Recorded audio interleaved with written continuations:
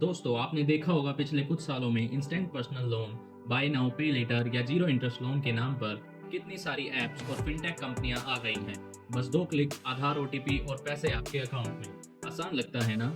लेकिन आजकल खबरें आ रही हैं कि फिनटेक लोन डिफॉल्ट्स तेजी से बढ़ रहे हैं। लोग लोन ले रहे हैं लेकिन चुका नहीं पा रहे। सवाल है, ऐसा क्यों हो रहा है? आपके लिए इसमें क्या रिस्क है और सरकार या आरबीआई इस पर क्या कर रही है? यही सब हम आज इस वीडियो में डिटेल में समझेंगे, तो वीडियो को अंत तक जरूर देखें। सबसे पहले समझते हैं कि ये फिनटेक लोन का बूम आया ही क्यों। भारत में यूपीआई और डिजिटल केवाईसी ने पूरे प्रोसेस को बहुत आसान बना दिया। पहले बैंक से लोन लेने में 15 से 20 दिन लग जाते थे। अब मोबाइल ऐप पर 5 मिनट में अप्रूवल मिल जाता है। युवाओं को खासकर 25 से 35 उम्र के सबसे आसान ऑप्शन लग रहा है। कंसर्ट जाना है, ईएमआई कर लो। फोन लेना है, बाय नाउ पे लेटर कर लो। रिपोर्ट्स के मुताबिक 2020 से 2024 के बीच पर्सनल डिजिटल लोन मार्केट करीब 4 गुना बढ़ चुका है। लेकिन जैसे जैसे ये बूम आया, वैसे वैसे डिफॉल्ट्स भी तेजी से बढ़ने लगे। अब बड़ा सवाल, डिफॉल्ट्स क्यों बढ़ रहे हैं? इसके कई कारण हैं। Easy credit trap. लोगों को लग रहा है छोटा लोन है, बाद में चुका देंगे, लेकिन ईएमआई का ढेर लग जाता है। 5,000 का फोन, 10,000 का ट्रैवल लोन, 20,000 का पर्सनल लोन और अचानक टोटल 50,000 का बोझ। फाइनेंशियल लिटरेसी की कमी। भारत में ज्यादातर लोग ईएमआई, क्रेडिट स्कोर, ब्याज दर जैसी चीजें डिटेल में नहीं समझते। उन्हें बस ऐप कहता है जीरो इंटरेस्ट तो मान लेते हैं, लेकिन पीछे छिपे हुए प्रोसेसिंग फीस, पेनल्टी और कंपाउंड इंटरेस्ट उनको फंसा देते हैं। जॉब एंड इनकम इंस्टेबिलिटी, खासकर युवाओं में startup culture, freelancing gig, economic income stable नहीं रहती।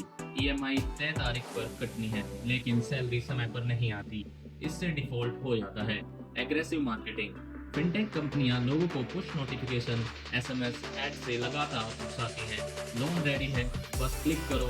लोग बिना सोचे समझे ले लेते हैं। बाय नाउ पे लेटर का इल्यूजन। बीएनपीएल को लोग की क्रेडिट समझ लेते हैं, असल में यह भी लोन है और इसमें भी डिफॉल्ट तेजी से बढ़ रहे हैं। आरबीआई की रिपोर्ट बताती है कि छोटे टिकट लोन, 20 से 50,000 वाले पर्सनल लोन में डिफॉल्ट रेट बड़े लोन से कहीं ज्यादा है। मतलब छोटे लोन जल्दी मिलते हैं, लेकिन इन्हें चुका पाना और मुश्किल साबित हो रहा है। अब बात करते हैं, अगर आप इस ट्रैप में फंस गए हैं तो आपके लिए क्या रिस्क है।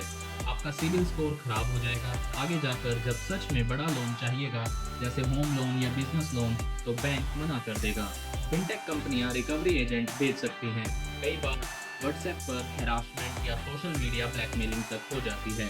फाइनेंशियल स्ट्रेस बहुत ज़्यादा बढ़ जाता है, लोग डिप्रेशन में चले जाते हैं। तो ये सिर्फ पैसे का मामला नहीं है, बल्कि आपकी मेंटल हेल्थ और फ्यूचर प्लानिंग पर भी असर डालता है। तो क्या सरकार और आरबीआई हाथ पर हाथ धरे बैठे हैं? नहीं। आरबीआई ने पिछले साल डिजिटल लैंडिंग गाइडलाइंस जारी किए। अब हर लोन क्रेडिट ब्यूरो में रिपोर्ट करना अनिवार्य है। हिडन चार्जेस और प्री अप्रूव्ड लोन ऑफर्स पर सख्ती की गई है।